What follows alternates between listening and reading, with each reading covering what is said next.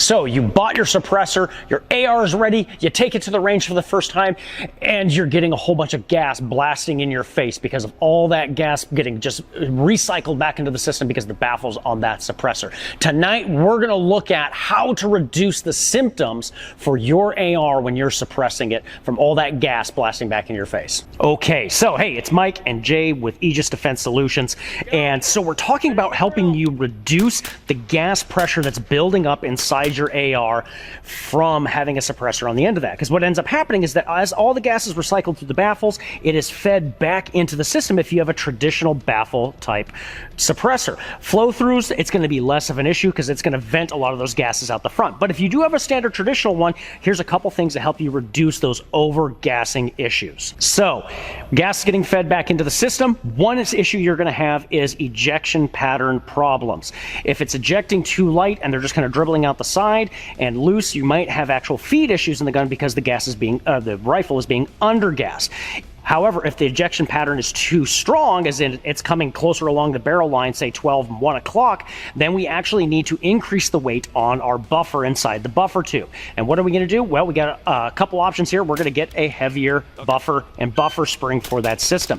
Highly recommend, if you're shooting suppressed and unsuppressed equally, you're going to want an H2 buffer. If you're going to shoot strictly suppressed, you're going to go for an H3. And what that means, H1, H2, and H3, it's just different weights inside the actual buffer. Now, the next problem you're going to have to tackle is gas getting blown back into your face from too much gas being inside the system.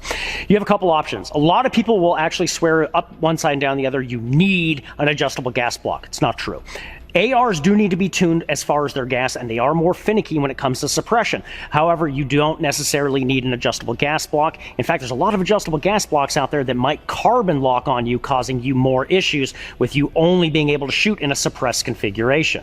Now, if you were to do an adjustable gas block, there's probably only two I really look at. Superlative Arms has a nice one that seems to have less issues with carbon locking, and the new hotness in the neighborhood is Rifle Speed's adjustable gas blocks, where they actually have a twist system on it, and it seems to handle not carbon locking as often also. So the next thing that we can do to help reduce the symptoms of overgassing in that AR platform when suppressed, we're going to look at a gas busting charging handle. Now, the standard mil-spec charging handle, like we have right here, this mil-spec charging handle is really going to do no favors for you. And why do we want a gas busting charging handle? As we're going to show here in just a second, a lot of the gases are going to leak out of every seam and every port and hole on that AR, especially in the upper receiver, since that gas is coming back into the system. And all those gases and those fumes are going to get vented into the shooter's face.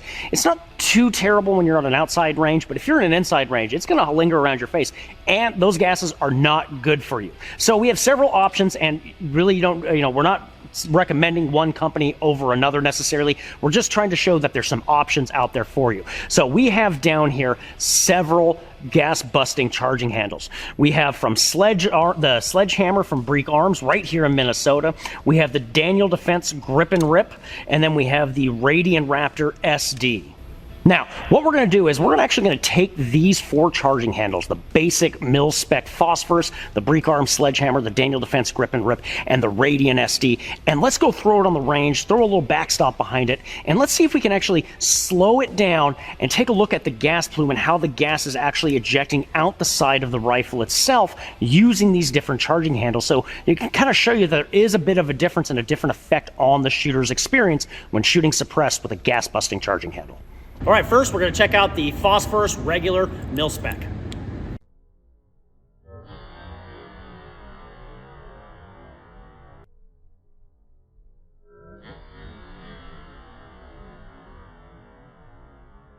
All right, next is the Daniel Defense Grip and Rip. Now, the one unique feature on this one is that it has a port on the side to help vent those gases.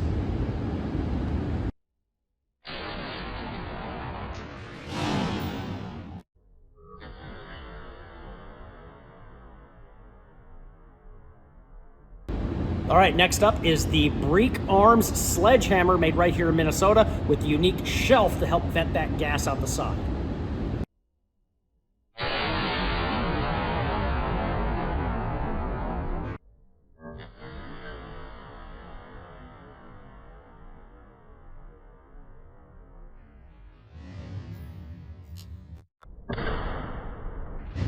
All right, next is the Radian SD from Radian Arms, which has the vent ports actually towards the front, designed to vent gas through the magazine well.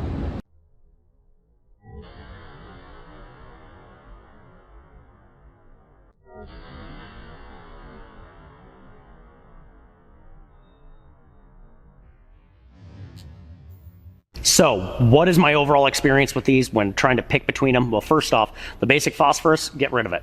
As I said, the whole goal of this little project is to help you reduce overgassing in your AR because you just put a suppressor on it. Where will I go from there next? I think the Daniel Defense Grip and Rip does what it says it's going to do. But, you know, it felt for me as the shooter, I still had a bit of smoke in front of my face, especially being inside on this indoor range here at the Modern Sportsman. And it was definitely better, but compared to the other two options, I think there's better options. And next in line with that, the Sledgehammer by Breek Arms, I think was actually fantastic. It tended to vent the gas more away from my face and felt a little more kind of down and away from my face also. And so it was a much more pleasant shooting experience versus the other two. And the price with the Sledgehammer is actually pretty decent. It's a fraction of the price compared to the Radian SD, because the Radian SD is the most expensive. But I still think the Radian SD is probably the best of those four options, or rather the three gas-busting charging handles we checked out, and mainly because it's venting the gas down and away through the magazine well before the gas is even hitting the shooter's face. So it's really reducing the overall gas before any of the excess gases get towards the shooter. So I honestly, the Radian SD, I think this is the better shooting experience of these ones. Now, these 3 to 4 charging handles aside, there's other companies out there making really good products. Griffin Armament, they've got a fantastic gas-busting charging handle I've heard good stuff about. Geisley, of course, makes wonderful products, and they have one also. So really, the whole project of tonight was to show that, hey, you have options out there in different varying price ranges to help you bust that gas down and get it out and away from your face as you're trying to tame the overgassing in your suppressed AR. So it's Mike and James with Aegis Defense Solutions. Hope you got a lot out of this tonight and you learned a little bit of something about your new suppressed system. God bless and good night, and remember, stay prepared, not scared.